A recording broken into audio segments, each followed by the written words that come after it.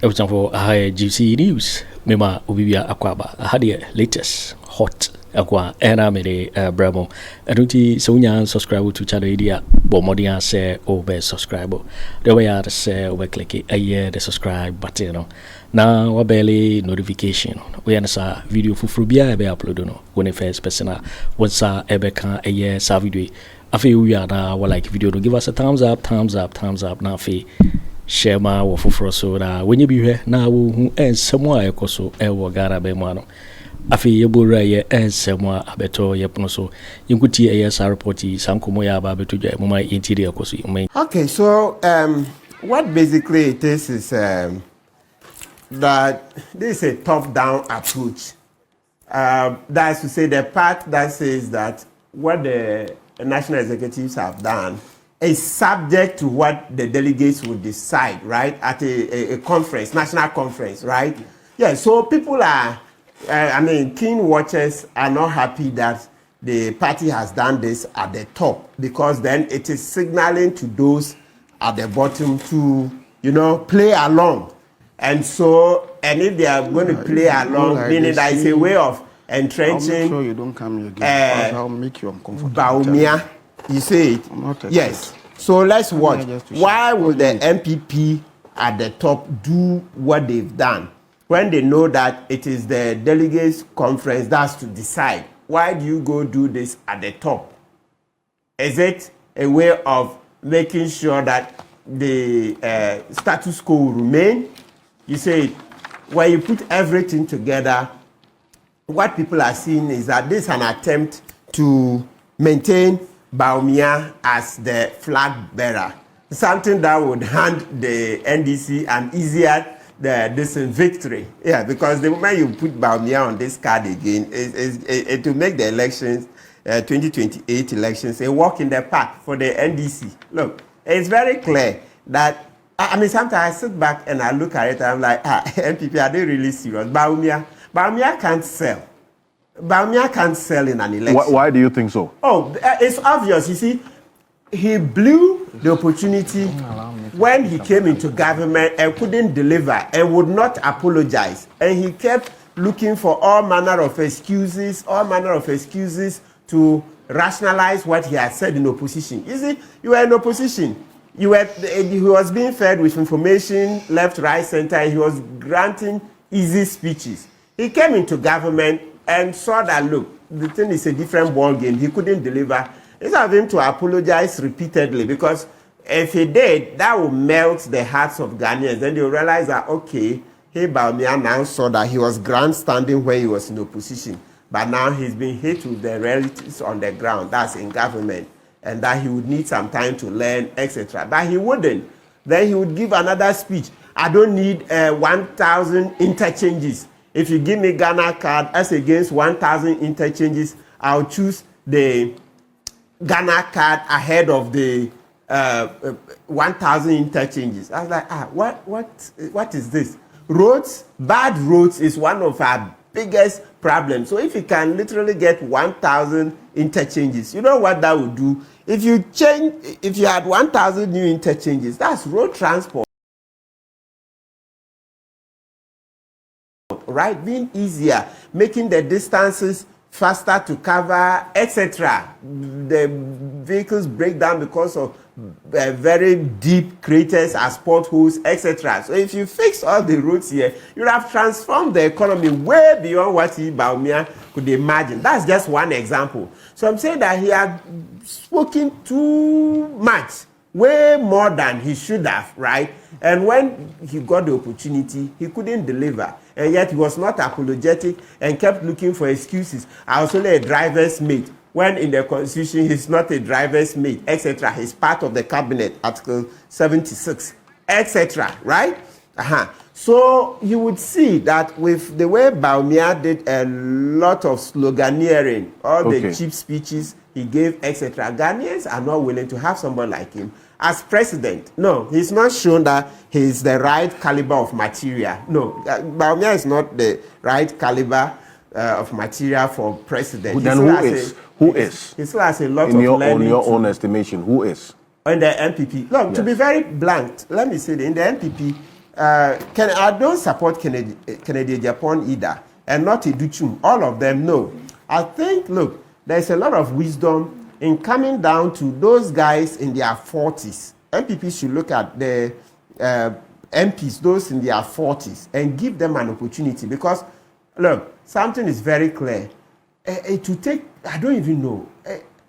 Look, NPP doesn't stand a dog's chance of winning 2028. Why? So if you are taking 1.6 million votes, it's not easy to wipe that out in one electoral cycle. Okay. 1.6 million votes.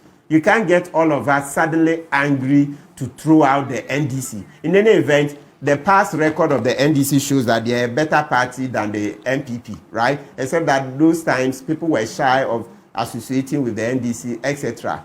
But with the misgovernance that Akufo Addo came and unleashed on us, made his family very rich. So don't know all the noise Akufo Addo was making for 40 years. He just wanted an opportunity to come and also make his family rich, right? Mm-hmm. So if everything is done, and for the way Ghanaians have punished the NPP with about 1.6 million votes, it's not likely you can wipe all of that out in 4 years. So even if people were to get angry, you will still have at least enough votes for NDC to win the next election.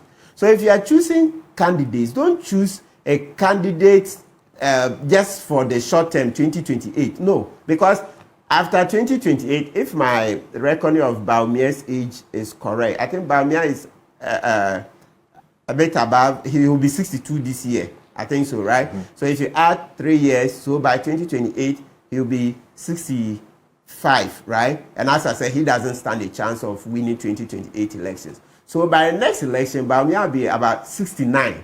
Who wants a 69-year-old for a president? We are done. We are not going to try people in their upper 60s for a president. No. In 2032, you will have a younger person. No, somebody preferably not going beyond 60 years. So Bawumia will be too old by 2032. No, 69-year-old. Okay. Sorry. We are no. You see, you look at the demographics. The Gen Z and Gen Alpha, they are not going to be voting for a 69-year-old in 2032. Okay. So Bawumia, Educhim, all those guys, the same reason. They are too old. So they should find somebody in the mid-40s, then 50s, so that you know that this person will campaign for 8 years. So they won't get to 2028, but in 2032, they will stand a great chance. So choose a younger person. Kennedy Agyapong, Bawumia, Educhim, I'll disqualify all of them on age. Because listen, I say age because when it comes to skill set, none of them has shown to be any extraordinary. So what I see is that the Opong Krumahs, etc., equally have the skill set. Buama, Patrick Buama and co. So they should look there, take the younger cohort. Maybe Buama, because I think when they play the cards, because Akufo Addo didn't do well, he's hurt the chances of any other Achim. So I think upon Krumah Achim, it will go against it. So look for an Asante. So it's likely Buama, etc., will make a better candidate, so that the person will stay in the queue for 8 years. So in 8 years, the person would have matured. And if 2032, there are issues, you know how Ghanaians are. We are here to get somebody who will break the 8. So you have a better chance. But please, anybody going to 2032 above 63 years, no. The person doesn't stand a chance. Young people, it's time for us to take over this country. Enough of the old men. We are not going to allow 60s, 67, 68, 70. No. It's too much. Look, we've tried those, the old ones. We've seen what they've done. It's about time we tried people in their mid-40s to about mid-60s. Right? Yes, not more than 63 years.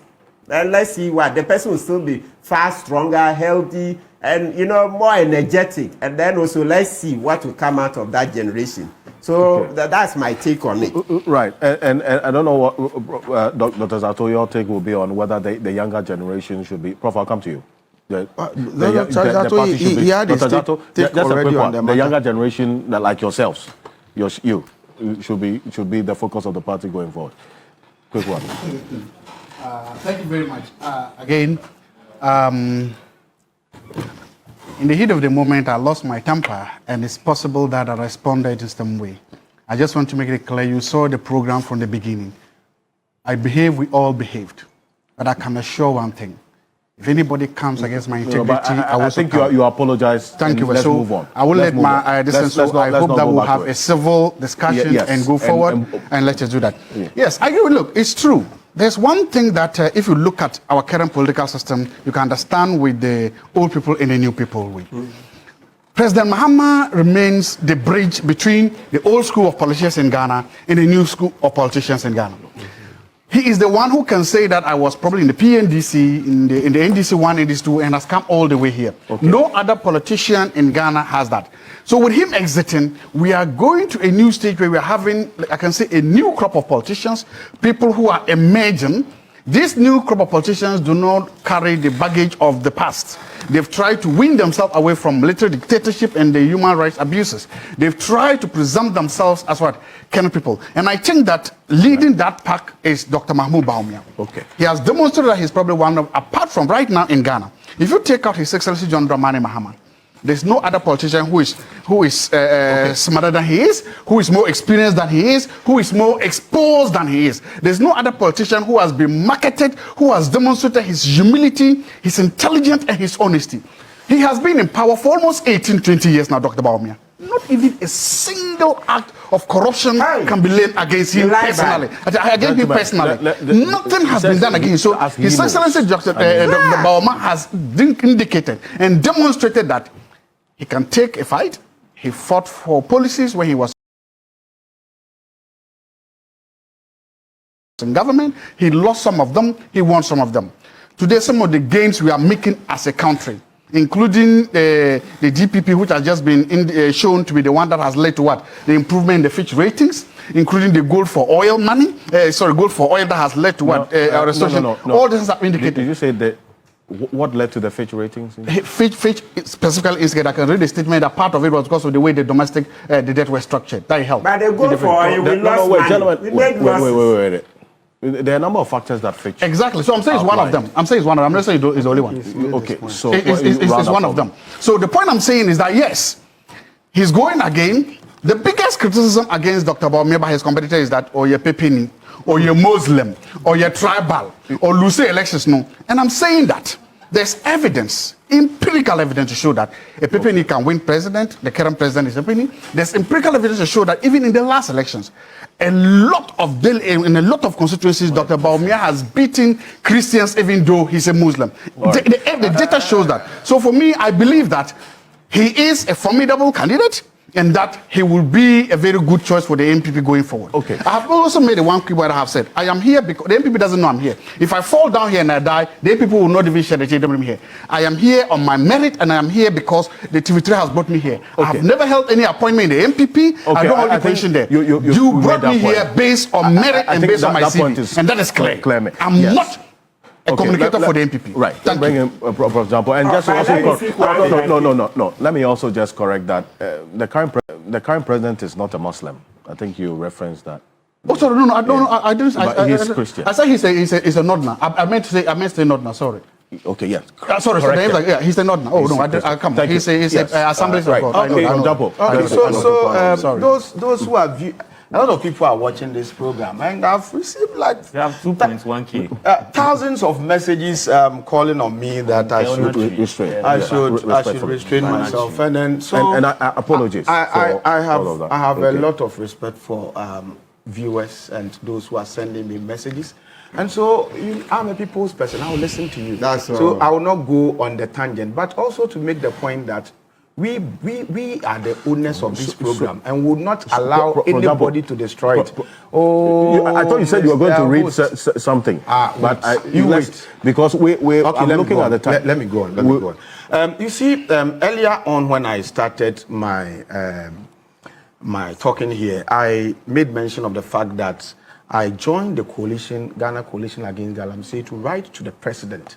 And the president, about wanting to meet him to discuss matters face to face with him, in a fight against galamsey. And I said that the president responded to our letter, directing that the Minister of Lands must meet and then take our concerns and bring it to him for his attention and action.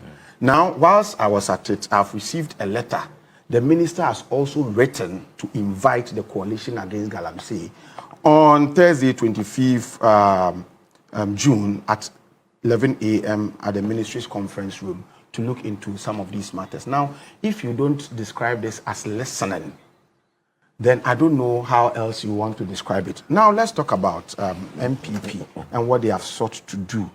You see, I have a lot of things to say, but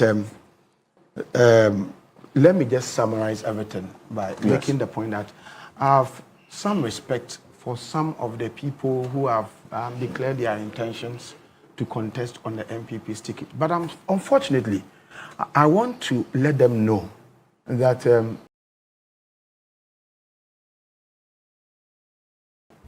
they must not behave like political ostriches. As it stands now, the NPP is not ripe for any major electoral contestation in Ghana. And so all that they are doing, though they mean well, and I respect some of them, not all of them, I respect some of them, it amounts to romancing a stone.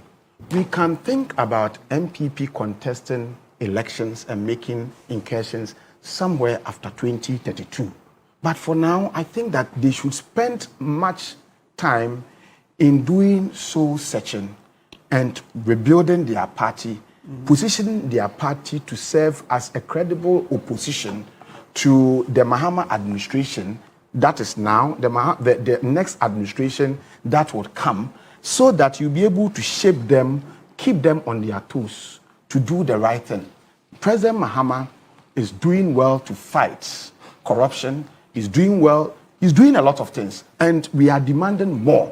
And you would need a credible opposition that would not shirk its responsibilities to civil society, but would work well to keep the government of the day on its toes. And so I think that it is important that they focus more on how they can make themselves credible, how they can play their role as effective opposition, and think about major electoral contestations, after 2032. But for now, I mean, what they are doing, like I said, I have a lot of respect for some of them, but it amounts to romancing a stone. Okay, Professor Stephen Kweku Asare says, good morning. Without prejudice to any individual, but with full fidelity to the NPP constitution, the election of polling station, electoral area, constituency, regional and national executives must precede the election of the party's presidential candidate and parliamentary aspirants. This is not a matter of preference. It's a matter of constitutional order, democratic renewal and political wisdom. The executives and delegates who elected the flag bearer and MPs did so under a specific mandate that has now expired. They cannot assume a perpetual right to select another crop of candidates. Doing so will silence the grassroots, violate the principle of periodic renewal, and erode legitimacy. Dr. Nyaho Tamaklo also sends a message. It says the NPP party's decision to elect a presidential candidate before the election of national, regional, constituency and polling station executives is against the party's constitution, which outlines a specific procedure that should be followed. In a party that has lost elections, it's crucial to take time to comprehensively analyze the factors that led to the loss and poor performance. Rushing into picking a leader and presidential candidate without this reflection may not address the underlying issues that have come to play and also led to the party's defeat. It's quite a long one. You'll find a full complement of it on 3news.com. A number of decisions they took, including, in fact, the most topical being the decision to now hold their flag bearer primaries on the 31st of January. Clear departure from the norm. Article 13 of the party's constitution, which we'll get into, indicates that when they are not in power, they would elect their flag bearer 2 clear years before the election, and when they are in power, 1 year before the elections. But the party says this is a strategic decision that has been taken, and you can understand why. Having in mind President John Mahama having just a term and some over 3 years to the next election. But there are questions that have been raised about that as well, that position that the party has taken. And we'll have a couple of people join us on this particular one, this issue of the decision taken by the New Patriotic Party. Some persons who contested the party's flag bearership in the run-up to the 2024 elections, like Boakye Agyarko, have criticized this decision that it wasn't well thought through.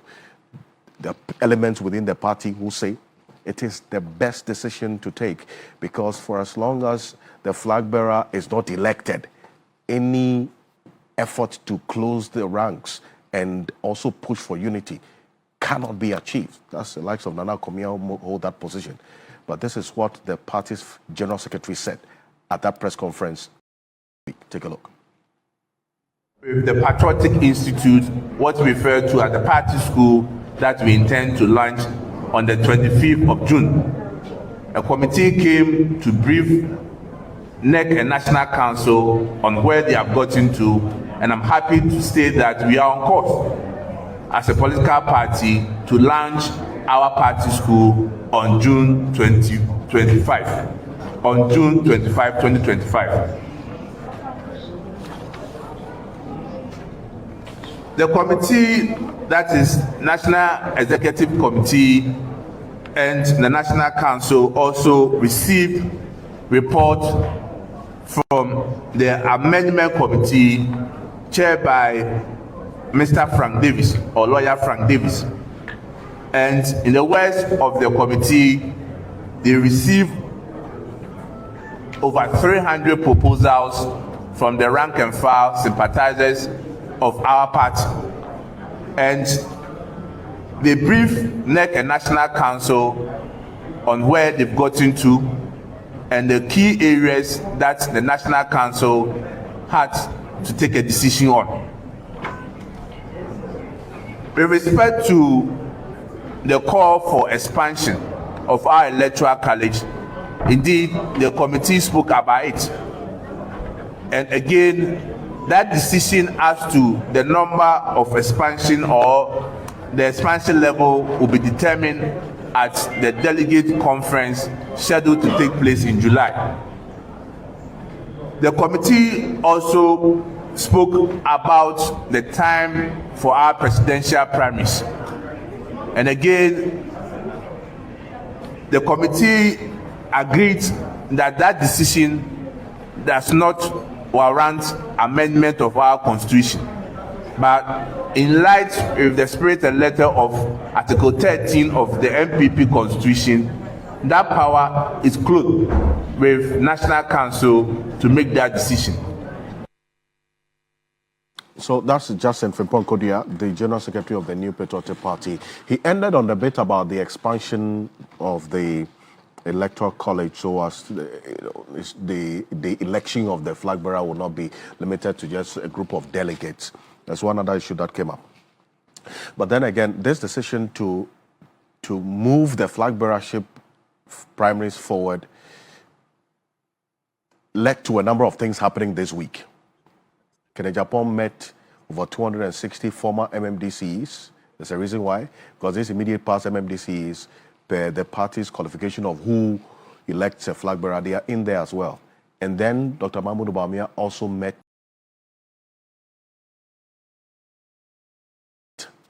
some members of parliament. Said they put the number to over 60 MPs in this 9th parliament. There are 88 NPP MPs. So says he met over 60 of them. That's also about the numbers. But take a look at this. To be Owusu over 2 million. It's also a big performance. Now to be Owusu over 2 million. Now asare Bediatuo say, "Mo femi panenko."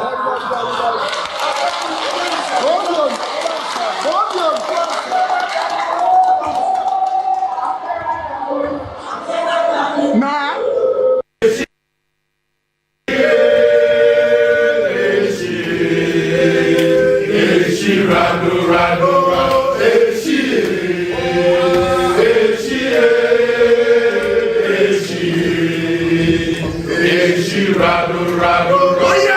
This as visit with our members of parliament I think that it was a very happy visit. It's a courtesy call, and it's a call to declare support for me. And I am so happy in terms of the group that have declared support for me from Parliament. Now amounts to just over 60 members of Parliament. That's Dr. Mahamadu Bawumia there. You already also heard Ken Agyapong there as well. Now, Dr. Zato, it's for good reason that, but I'm going to be coming to you intermittently. No. I thought he was going to start because I started the first two sessions. You shouldn't mention your Unless... No, I'll let Gyamfi start this session. I just think that... I started the first two sessions. No, but it's actually not with any malice. Okay. I don't understand, but I'm just saying, let him start that off. Let's go. Okay, let's go. It's your party. Gentlemen, hold on. No, he hasn't denied that he is a member of the party. I don't think that's a matter up for contention. No, I'm saying that it is part where you should start. You should no. I like this mission. Gyamfi, are you an NDC member? No. Are you an NDC member? No, I've not contested. No. You are sitting here as an acting CEO because of the generosity and magnanimity of John Dramani Mahama. You are here defending the Mahama administration. You are as NDC, as the next NDC person. I have never served in any government. I have never been appointed by any government to do anything. You have been. So don't go there. You are giving Bawumia advice. No. You are giving Bawumia. There are pictures of you. You are appointed by Martin. You are appointed by President Mahama to perform an act. You are sitting here every day, and the two of you claiming some amount of neutrality. You are not. I didn't take one CD. I didn't take one Ghana. I didn't take one Ghana CD for the Ora. One Ghana. One Ghana. I didn't take. You will be appointed. You are NDC as NDC. So you are also NDC. Both of you are. So you sit here and try to pretend some kind of hypocrisy that you are NDC. You know it. Okay. So it's in you. How? So No, you are. You are all as NDC. They appointed you. The only reason why you got this is that when you sit here and try to make it look like you're all neutral, you are all of it. You are not. Wow. You are not. But you are. With the pictures of you and Bawumia. Listen. So you see, I think that, gentlemen, Dr. Zato... I'll respond to all the things. I mean, whatever he said... You see, this is what I'm saying. The whole day, I've tried to just... I think that I've tried to do that the whole day, and I've tried to let it go. I've tried to let it go. But I knew. Remember when we started, I said... I was going to be ganged up. And it's happening now. I just made reference to the fact that you are the parliamentary candidate on the ticket. Yes, but I also made the point that you campaigned for John Dramani Mahama and he has rewarded you with a job. Okay. I've said that. So Dr. Zato... And you too, you were the... What job? You were the... But I didn't even take one Ghana. Ora, what is Ora? Dr. Zato... Ora doesn't come to the a job by the NDC. It was a job. This is national service. That is national service. I indicated that... I'll respond. Yes, you will. I indicated that if it is your time to speak, I'll make sure that you speak. That position about you being ganged up or ganged on, as you put it, has not happened since we started the program. And I don't want you to make statements to invite that or create the atmosphere for that. I have done the best I can to ensure that when it's your time to speak, you speak, isn't it? Nobody has obstructed your submissions, correct? I think that's clear. And I want us to stay on that path. Okay. Some of the things you have said then elicit some forceful rebuttal, and we'll do that. Wait. If it's your turn, you will do that response. Yeah. Some of the things you've said would then elicit some responses as well from the persons that you directed them at. So if they are responding, they will do so within their time. What I want you to do, after saying all these things, let's then get back to the issue. The party addressed a press conference this week. What I wanted to find out is, based on your own knowledge of the party and the politics at play, what is the reasoning behind this decision for the flag bearership to be organized before elections of the national executives, regional executives, constituency executives of the party? Thank you very much. I'm going to make my substantive presentation, and I promise you that I won't call anybody's name. Right. And then I won't refer to anybody. I want to just do that straight and go. But, okay, I'll leave the rest to the viewers. Sometimes organizations or institutions create problems, go out looking for solutions. Or sometimes you have solutions, go out looking for problems. Any political party that has come out from an election, even if you win, you have to do some amount of soul searching within yourselves. And that soul searching leads you to try to find out how you move forward. How you've been in power for 8 years, and you've come in. A lot might have happened, some good, some bad. Soul searching is a very, very important thing. I have been in a position where I've consumed a lot of information, some of it very public, by Musa Dankwa et al., by Africa Policy Lens, by Institute of Economic Research and Public Policy. A lot of them have published public research on what happened to the NPP post-elections. So a lot of this data. Now, I've read and I've consumed all of that, but I've not read and I've not consumed the Professor Mike Okwe's report, because that one I think is privileged. Yeah. And all this gamut of information, I want to believe that the New Patriotic Party too has read all these things. I want to believe that they've also consumed this information. And I want to believe that these decisions they are coming to make as a response to this data. So one, I don't want to believe that they are making this decision in a blue. I want to believe that there's data to support this decision. There's data to show that, yes, some decisions have to be made. Secondly, the biggest problem any institution has is to have the idea that you don't have a substantive leader going forward. Critically, during this time, the NPP's constitution, the national chairman should be leading the party by now. But we've had information. The national chairman is indisposed from what his family says, he's not there. So that falls to the second in that family. Now, that creates a very serious problem for the national, for the party. Yeah. So again, you identify another problem you have. First is the data that you have coming out of the press, Secondly is the data that the current situation, whereby you realize that even your national chairman, people there have a problem, then you need to address that. Right. Third is the issue that now who speaks for the NPP? The majority leader in parliament and the minority leader are doing their best. They are talking, but as a party, how do you talk to them? Right. And that is where I think that the NPP has realized to identify a window of opportunity. Okay. And a policy window for that matter. And that window is this. His Excellency John Dramani Mahama will retire. After this, he's not going again. It means that the NDC has to look for somebody to go with him. They have to do that. And depending upon when they decide to do it, the moment that is open, there's always a sense in politics that the moment there's a flag bearership race to replace an incumbent, power is seen to have shifted or to be shifting away from the incumbent to the... That's where the Americans have a term for it, it's called lame duck. So that's when you become a lame duck. So the NPP realizes that right now, of course, you are in government in power, you have power, you can control all avenues of communication, you determine the agenda, you determine the headlines, and that. How can the NPP position itself at the beginning to be able to deal with this? And that is why I think they have gone.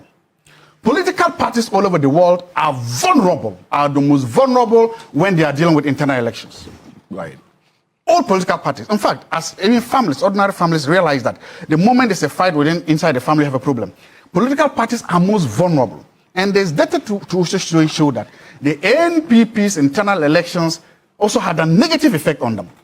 That it did affect them somewhere. For instance, there were statements made by some key leading members that were later used in arts and other things to affect them. So it makes sense, therefore, for the party to say, let's close our ranks. Let's come early enough so that we can have a leader. One, that leader can then be in a position to begin to repair some of these wounds. That leader can then have enough time, one, to take the case to the ruling government, to prosecute the case against the ruling government, and then to also try to bring us together. Because without a leader, it becomes difficult for these things to happen. And that is the opportunity I've seen. Secondly, when the NDC also starts to do their primaries, we are going to see that this will come. The NPP doesn't want to wait for that. So they want to be ready so that they will have enough time as an opposition party to deal with their internal wranglings and to get this done. So I think that it is an important factor that the party has looked at and they are trying to move forward. One of the things that really excites me is the fact that the party has decided to go back to the grassroots and to let the grassroots decide. The National Council just decided this. The delegates will go to the grassroots. Sometimes I've heard somebody say this is a top-down decision. I'm like, I don't understand what is a top-down decision. The smallest nucleus of the NPP per their constitution is the polling station executives. There's no other executive or decision below the polling station. It's as grassroots as possible. In fact, the polling station executives are the grass and their roots. So, one, if you are taking a decision away from the special delegates, because those are polling station executives, if you are taking a decision away from them and you are giving the decision to polling station executives, you are going down to the grassroots. That's not top down. If you are taking decision from a special group of people, let's say regional executives, constituency chairman, and you are saying that I'm going to give it to polling station executives, that is a grassroots decision. So again, I hope that by giving this decision to the grassroots, who are them in a better position to decide, because remember, at the end of the day, it is these polling station executives who have to go out there, campaign, and protect the ballot box for you. So I see it as a grassroots decision. There's also the issue of what? Funding, that I think that any political party will have to deal with, or resource allocation, and how to deal with resources. It then also says that, look, if you extend a voting period for so long, then expenses may come inside. That may be too expensive, or that may make it difficult. So I think that it's fair to then say that having consumed all this information and data, the NPP has been able to sit down and say, look, let's do this now. And I think that it's a good decision to come out with a leader now, so that that leader can now begin to heal the party. If you want to lead the party, you should be able to heal the party. If you want to lead the party, you should be able to go down to the grassroots and say, give an opportunity. And I think that if you have the opportunity and have 3 years, you should be able to do that. Have you heard some who say that this is a plan to, as it were, just favor a particular individual and also created that grounds for that individual to, as to lead the party? How do you respond to that? Well, the data or the information out there doesn't support that theory. Why? These same people, you are going to the polling station executives, they are already there in place. And these same polling station executives actually had a chance in this decision. Remember, they were the same polling station executives who voted in the last primaries. It's the same people. They voted. Everybody has seen them. And they have been in power for about 4 years now, so they are not new. So it's not as if somebody got up one day, manufactured polling station executives, came with them, or used a back door or even a front door to now bring polling station executives and say, vote for them. No, that's not happened. They are there. They are the same polling station executives. And throughout the elections and post-elections, all those who are claiming to lead the party, they have been engaging these polling station executives. They are not new. They have not been created. Secondly, polling station executives are not nominated by the president or anybody else. They are nominated by people in their same community. So they are as grassroots as they are. It's the same people who were there, and it's the same people that have had a say in earlier primaries, and that are given a chance to have the same seat. See, but you see, and still staying on it, because you talk about the grassroots position, it is a neck that met. And the neck says, this is what we are going to do. And there's going to be a delegates conference then for some sort of engagement. The position of Boakye Agyarko, who contested the elections last year, is that he described this as nonsense. Because in his view, how do you elect a flag bearer before going to elect national executives and constituency executives of the party?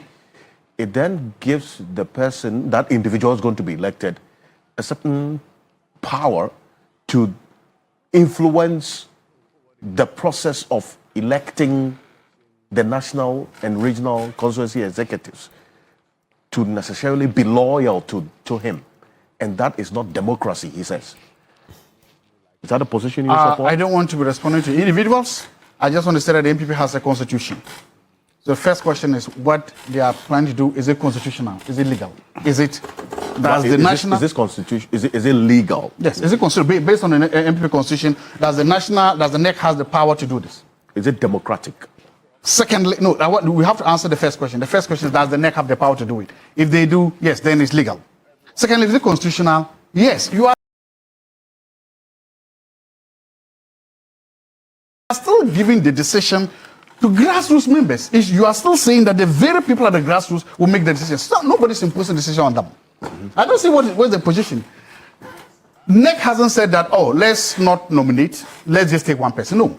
NEC is saying, let's go down to the album, the same albums that we had the last time, we use the same album to elect. That is still democracy. That is, in fact, that's very democratic. You see, in fact, the good thing is that you are taking the decision from a very few people, a very few couple of hundreds, and you are giving it to thousands and thousands of people from every corner, every nook, every cranny of this country to make that decision. That is as democratic as it's supposed to be. Because look, if you go, special delegates that I have, in Upper West Region, for instance, the special delegates, they are less than 50 or so, they are about 100. Between 100 and 50 days. But if you are going to go to polling station executives, that is huge. So again, my point is that once you are taking it to the very base, the grassroots of the party, is as democratic as legal as it is. I would on the issue, please, yes. Please indulge me. On the issue, I'll respond. But it's important that I respond to some of the claims of Dr. Zato here. I've just received so many text messages saying that I should tone down in my response, and I'm going to do that. I'm a listening human being, just like President Mahama. A listening CEO. But I want to tell Dr. Zato here that I'll take a decision as to the party I want to belong to eventually when the time comes. I vote, but I've never had a party. He went to contest an election on the ticket of the NPP and lost miserably. I have not taken such a decision yet in my life. It is a full soldier talk to say that just because I spoke against the incompetence of Nana Akufo Addo, I suddenly became an NDC man. It is on record that I was part of the people who chased John Mahama away in the lead up to the 2016 elections. Excellent. Go and check the records. Yeah. So when I was doing that, was I MPP? It is on record that we criticized John Mahama. We fested the idea that he was incompetent at the time. And it benefited the NPP too. So if we are doing our work, we believe in doing our work. If it benefits the NDC, it benefits the NPP, so be it. But the point is that if it is right, it is right. If it is wrong, it is wrong. And so it is important that we put this on record. President Mahama, ever since he was voted into office, has done a lot of appointments. He's appointed many people to hold certain offices. And in making such appointments, he made it clear to them that, and some of us, that he was interested in assembling the right caliber of brains to help him govern the country. And to date, he is still reaching out to a certain, caliber of people to bring them on board. And I believe that the sensible thing to do as a governor or a president of any developing country like Ghana is not to look out for people, incompetent people, small boys who would always yes-sir you to appoint them and assemble yourself with them as your appointees. Excellent. But to look out for people who have the brains, who can look up into your face and say that you are wrong. That is what John Mahama, please. That is what John Mahama is doing. He's gone on to do a lot of appointments of people who do not have anything to do with the party. But he tells them that, look, it is my responsibility to ensure that I assemble the brains of the country, regardless of wherever they come from. Professor H. Kwesi Prempeh, where does he come from? Okay. Criticizing So please let me land by saying that you give me the chance.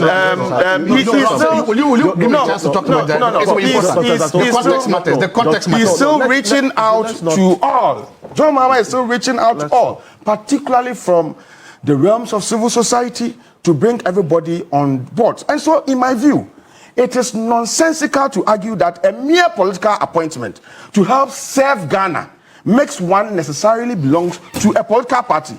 They claim also that an appointment once made is benefits the appointee. Okay, it's also it doesn't make sense. It's a misinformation, because there are those of us who initially wanted to stay away, but we were told that no, you cannot sit on the fence and continue to criticize. And when you are given the chance to serve, You said that you want. So up to now, I want Dr. Zato to know. He knows me. Before I got appointment, I was, by the grace of God, an already self-made man. And today, because of where I am, there are things that I used to do that I love to do, but I can't do. Okay. There are things that I wanted to do, but because of appointment, you don't have to. Okay. So it is a misinformation, and it is a loose talk to say that everybody who gets appointment and all appointments are beneficial. And so instead of looking at what the person is able to do to serve the country, it is a low thinking to say that every appointment. My response is this. I think you brought something. I talked about NPP, but you didn't talk about NPP. You talked about me. I'm not done. It is nonsensical. Therefore, I am not done. For you to believe that there is a causal link between your actions and inactions that led to this position. I am not done. You can draw a straight line from the fact that your activism and your causal link gave you this position. I am not done. You got this position because you campaigned for John Mahamadu. John Mahamadu has rewarded you. I want to be civil. You cannot say, I'm also being civil. I want to be civil by letting you finish. When you finish, I'll come back. When I finish, while you were talking, it is also clear that your actions or inactions as a UTAG leader, your actions and inactions at the strike you did, has led to John Mahamadu to reward you. There were so many UTAG leaders who were here. How many of them have been appointed positions in Mohammed's government? But you see, if Muhammad hadn't won the election, you wouldn't have gotten this position. No, there's absolutely no way you would have gotten this position. So there's a direct causal link between your actions as a UTAG president and this thing. I want to wait for you to respond. There's cause and effect. Okay, so you are done. Now, you see... No, I'm not done. If you talk, I want to talk. Hold on. You see, we cannot... You see, I cannot allow you to go on like this. I cannot allow you to go on like that. If you come at me, I'll come at you. Okay, so let me just say this. No, I indicated earlier that... No, I have to respond. I have to respond. Wait.